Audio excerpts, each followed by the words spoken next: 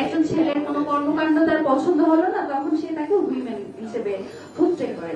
Women শব্দটা আসলে কাউকে ছোট করার শব্দ না। যখন কাউকে কোনো কিছু ভালো লাগছে না, তখন দুইটা চায়ের কাপ দিয়ে উইমেন বলে। তো উইমেন শব্দটা আসলে কাউকে ছোট করার শব্দ না, বা উইমেন শব্দটা তো কোনো গালি না যে কাউকে ছোট করার অর্থে আপনি এই শব্দটাকে ব্যবহার করবেন। এবং এটা আমাদের জন্য আসল, এটা জেন জেনারেশনের হাত থেকে শুরু হয়েছে যে তারা কাউকে ছোট করার জন্য, ইভেন কোনো একজন ছেলের কোনো কর্মকাণ্ড তার পছন্দ হলো না, তখন সে তাকে উইমেন হিসেবে পোট্রে করে।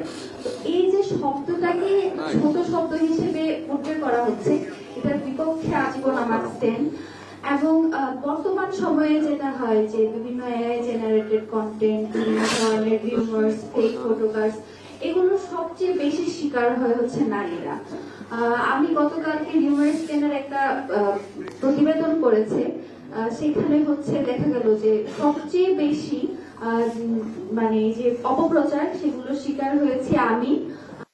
ওখান থেকে এনসিপি থেকে হচ্ছে ডাক্তার মিতু আপু, তাবাসসুম আপু, নুসরাত তাবাসসুম আপু, এবং হচ্ছে আমাদের আপু, যে আপুর নাম ভুলে গেলাম।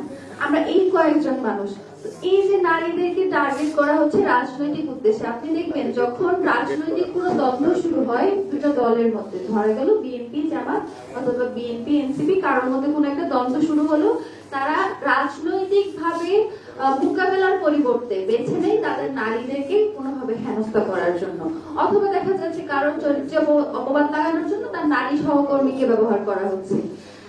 রাজনৈতিক যে অঙ্গন, সেখানে যে নারীকে একটা টুল হিসেবে ব্যবহার করার যে একটা মাধ্যম, সেটার বিপক্ষে আজকে যেহেতু নারী শক্তির যে আত্মপ্রকাশ হবে, এবং এটা বলা বাহুল, মানে বলার কোনো অপেক্ষা রাখে না যে জুলাই পরবর্তী আমাদের সবচেয়ে বড় আকাঙ্ক্ষার জায়গা এনসিপি, সেখানে হচ্ছে তাদের যে ভূমিকা, বিশেষ করে জুলাই পরবর্তীতে নারীরা হারিয়ে যাওয়ার পরেও যে কিছু সংখ্যক নারী আমরা দেখতে পাই ভোকাল, তারা এনসিপিতেই আছে।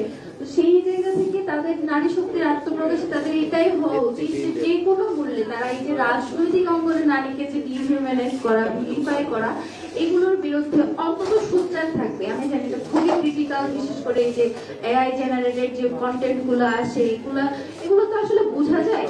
তো সেই ক্ষেত্রে সবচেয়ে বড় যেটা আমাদের করার জায়গা আছে সেটা হচ্ছে ভোকাল থাকা, এবং এইগুলোকে কোনো স্পেসই না দেওয়া, কিংবা অন্য একটা রাজনৈতিক প্রতিপক্ষ যদি আপনার ফেভারে যাচ্ছে এরকমও যদি কিছু কন্টেন্ট তৈরি করে, সেটাকে কোনোভাবেই ওন না করা, সেটাকে কোনোভাবেই প্রচার না করা।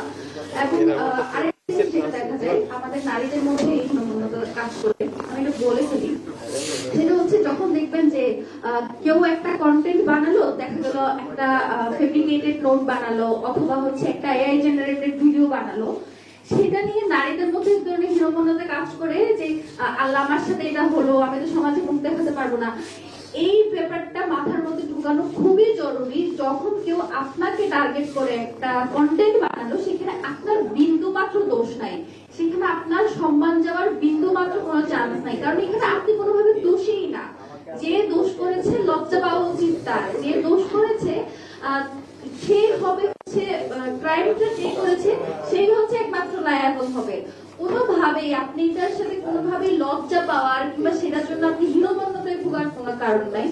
এই জিনিসটা যদি কোনোভাবে কাউন্সিলিং এর মাধ্যমে হোক বা বিভিন্ন কর্মশালার মাধ্যমে হোক, এই কাজটা যদি করা যায়, তাহলে মনে হয় যে আমাদের জন্য ব্যাপারটা আরো ভালো।